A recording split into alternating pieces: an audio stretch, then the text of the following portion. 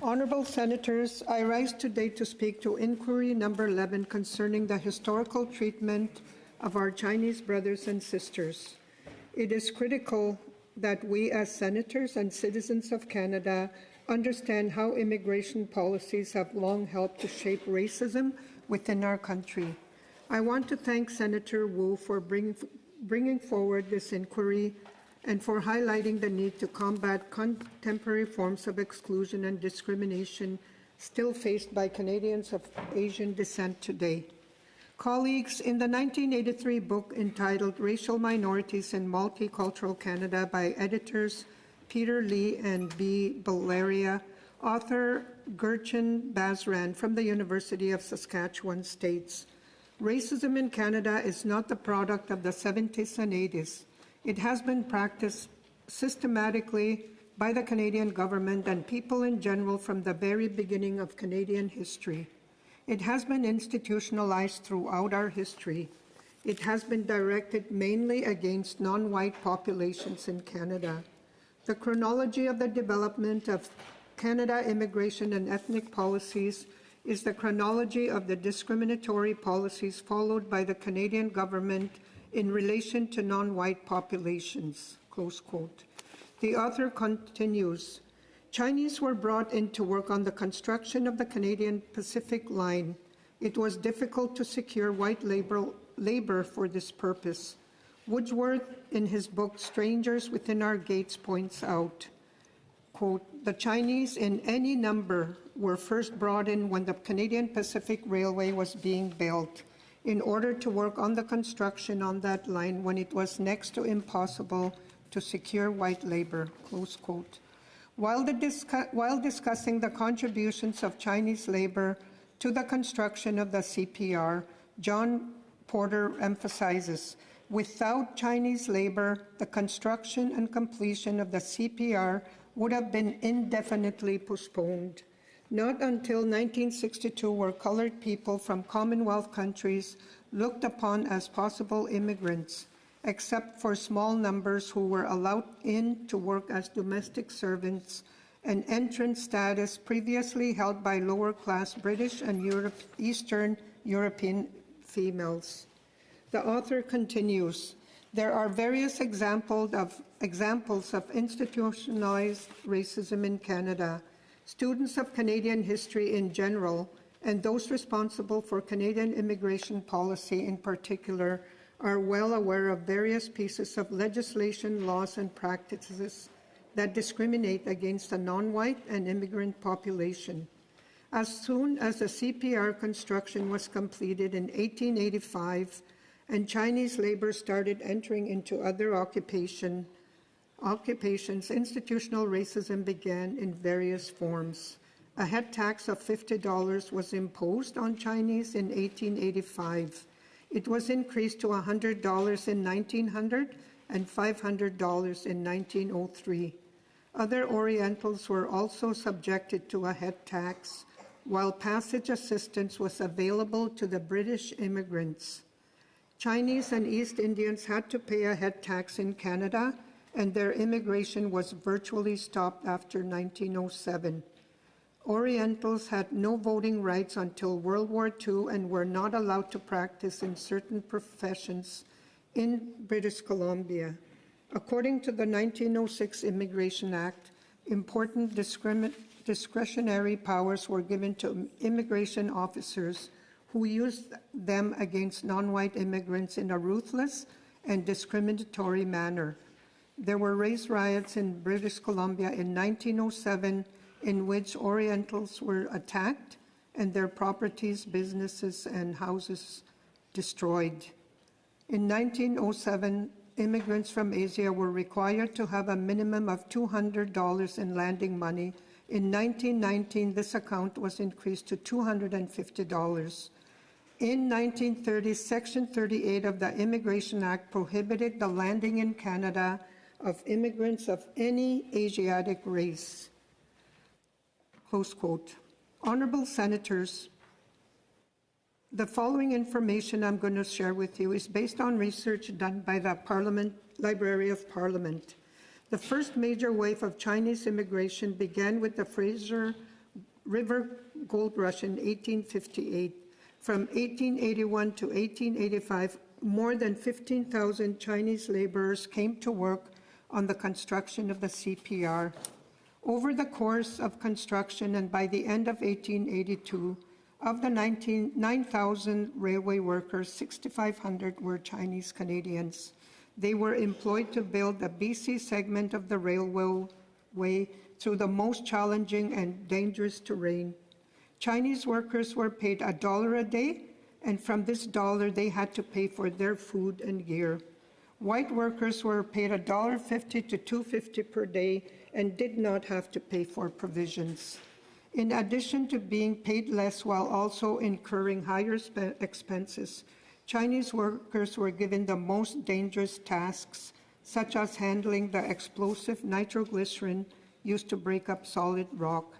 Due to the harsh conditions they faced, hundreds of Chinese Canadians working on the railroad died from accidents, winter cold, illness, and malnutrition. Between 600 to 4,000 Chinese men died working on the CPR. Although Chinese Canadian workers faced and overcame great obstacles to help build the CPR, they were left out of the national celebration surrounding its completion. In the iconic and historic photograph of CPR director Donald Alexander Smith driving the ceremonial last spike, when the western and eastern segments of the CPR finally met in Craigielachi, British Columbia, all of the Chinese Canadian workers were cleared from view. Many people have pointed out the lingering injustice captured in that image. There is not a single Chinese Canadian worker in the photograph, even though Chinese Canadians laborers suffered, toiled, and died building the railway. That has come to symbolize the unity of Canada from coast to coast. Prime Minister John A. Macdonald acknowledged the necessity of Chinese labor. When the government of BC tried to ban Chinese immigration in 1882, Macdonald said in the House of Commons, "Either you must have this labor." I'm sorry, I have to interrupt you.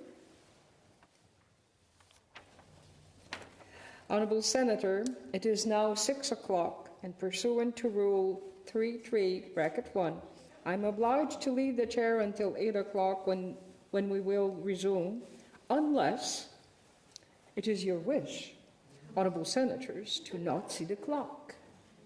Is it agreed to not see the clock? Agreed.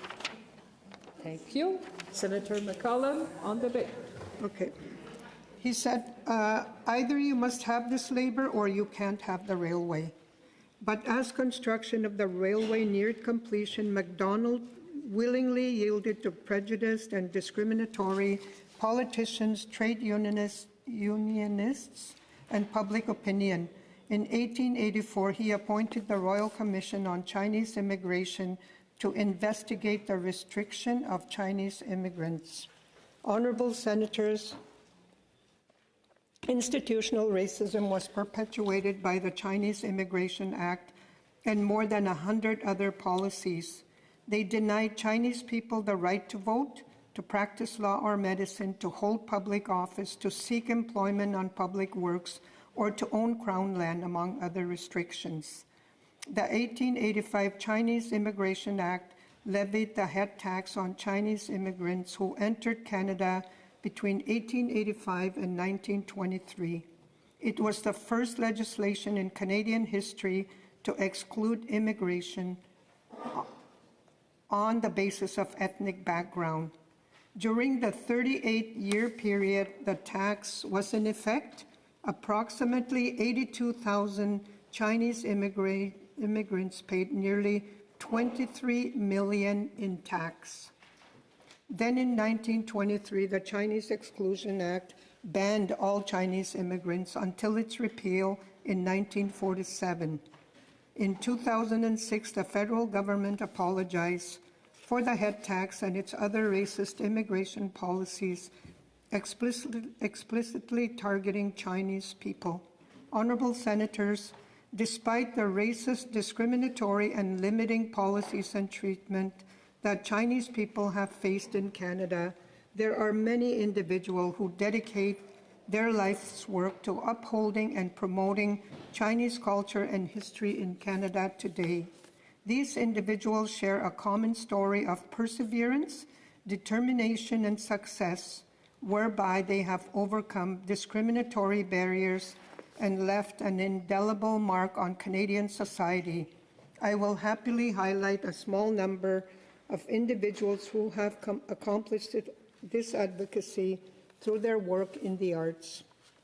Arlene Chan, born in Toronto, is a Chinese-Canadian historian, activist, athlete, and author. Through her work, she highlights the lived experiences and histories of Toronto's Chinese community, as well as important traditions for the Chinese-Canadian diaspora. Ms. Chan serves as an advisor for the Chinese-Canadian Museum, as well as Toronto Public Library's Chinese-Canadian Archive. Lan Florency, based out of Toronto and Montreal, is a visual artist and co-founder of the Chinatown Biennial. Lan's work has been featured at countless museums and exhibits, including the Darling Foundry, the Toronto Museum of Contemporary Art, and the Art Gallery of Ontario.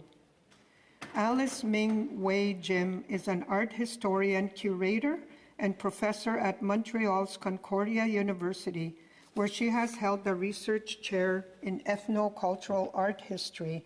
Ms. Jim focuses her research on diasporic art in Canada, particularly on the relationships between remix culture and place identity.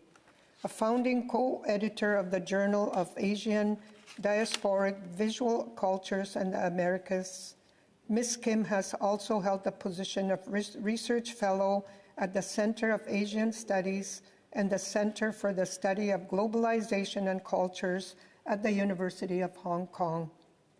Karen Cho, born in Montreal, is a Chinese-Canadian documentary filmmaker whose credits include the award-winning 2004 National Film Board of Canada documentary entitled In the Shadow of Gold Mountain, which highlights the effects of the Chinese Exclusion Act in Canada.